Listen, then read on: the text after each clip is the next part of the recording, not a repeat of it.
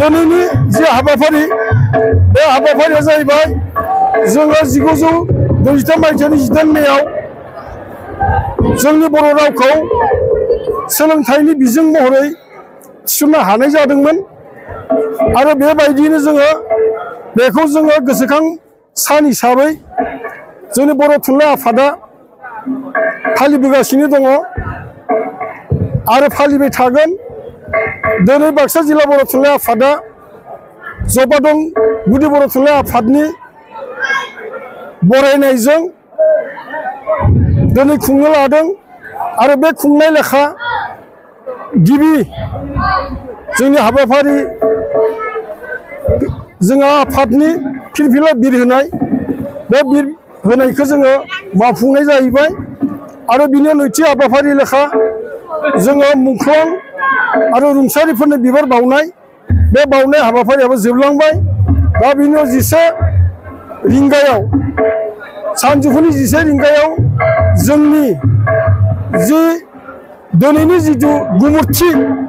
बे गुमुरथिनि सोमोन्दै गुवारै सावरायना आइजोफोरनि गेजेराव बुजायना होनो थाखाय जों आलासि लिंना लाबोदों। बिथाङा जाबाय दुलाराय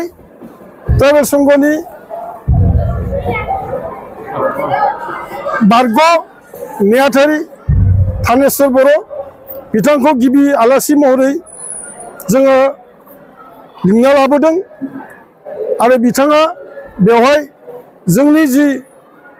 बर' बिजों थिसननाय बा बर' रावनि जि सोमावसारनाय बेफोरनि सोमोन्दै बिथांखौ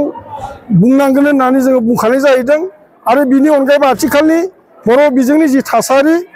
बर' रावनि जि थासारि बेनि सोमोन्दै गुवारै बुंफुरनो थाखाय बा गुवारै जों मिथिनो लुबैनानै जोङो जोंनि बर' थुनलाइ आफादनि लेङाइ आफादगिरि सीताराम बसुमतारी बिथांखौ जोङो थिखानाय आलासि महरै जोङो हांख्रायदों।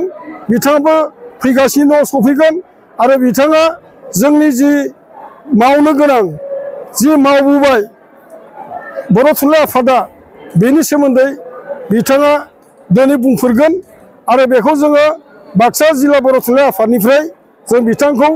मिथिखा होदों जे जोंनो बेखिनि बाथ्राखौ जोंनो फोरमायना होनांगोन जाहाथे रायजो राजाफोरा गोरलैयैनो बुजिनो हायो। बेवहाय बर' थुनलाइ आफादा अनेक नाजाबोगासिनो दङ, नाथाय बाथ्राया जाहैबाय मा जों गाव सोंखारिनो सेल्फ क्रिटिसिज्म जों बर' हारिनि गेजेराव बिराद आंखाल।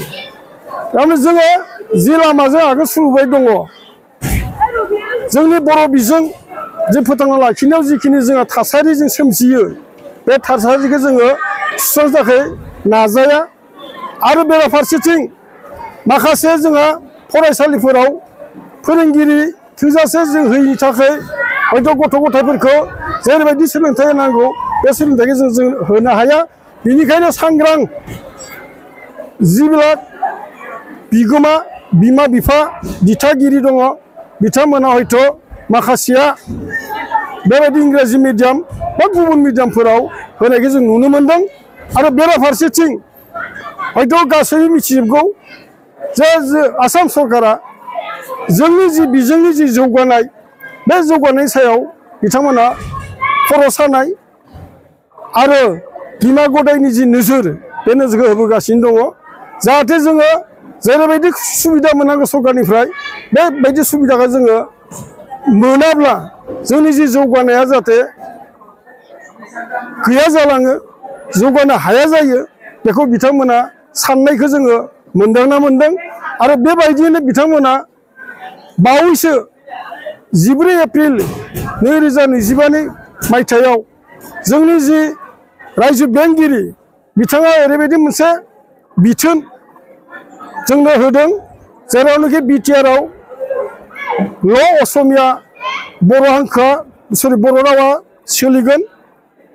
आरो सोलिनो हागोन आरो बिनिफ्राय बायजोआव असमिया रावजों सोलिनांगोन बे बाथ्राखौ बिथोन होदों। नाथाय बेवहाय जोंहा बर' साहित्य सभाया बेरेखा दङ, बेखौ गनायनो हाया मानोना जोंहा बिटिआरआवल' बर' गैया जे बिटिआरनि बायजोआव बिकेडब्लिउसिआवबो अनेक बर' दङ दा बै बर'फोराबो बर' बिजोंजों फरायनो हास्थायो आरो बे बेलायाव बेबायदि जुदि होयोब्ला जुदि गासै मावखुलि माबाफोराव जुदि जोङो असमिया लिरनो गोनां जायोबा असमियाजों जुदि लाइजाम होनो गोनां जायोबा आर'जलाइ होनो गोनां जायोबा जों अनेक असुबिदायाव गोग्लैगोन आरो बेखौ नोजोर बोनानै हयथ' दिनैनि जि खुंनो गोनां मेल जागासिनो दङ बेवहाय बेफोर बाथ्रायाबो सावरायजागोन आरो बेवहाय बर' थुनलाइ आफादा सावरायलायनानै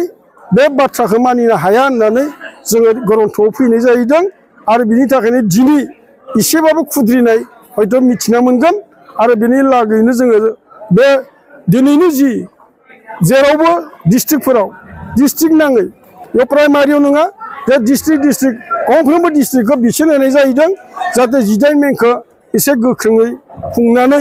जे सरकारखौ एसेबाबो मिथिहोनो हायो जे खुद्रिनायखौ बे बाथ्राखौ जोङो दिनै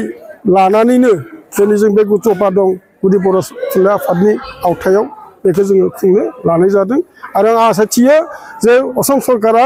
एसेब्ला बेखौ साननो गोनां जायो आरो अदेबानि मोनसे बाथ्राखौ बुंखानो लुबैदों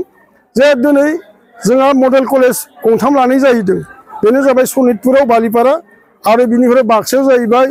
मुसलपुर बरिमुखाव आरो बिनिफ्राय गवालपारायाव जाहैबाय आमजंखायाव दा बे मडेल कलेजाव जिबिलाक बिबुंगोरा लागोन जिबिलाक लाइब्रेरियान लागोन बेफोरखौ असमिया रावजों बेहाय गासै माबाखौ खामानिखौ मावफुंगोन होननानै बे बिथिङाव दङ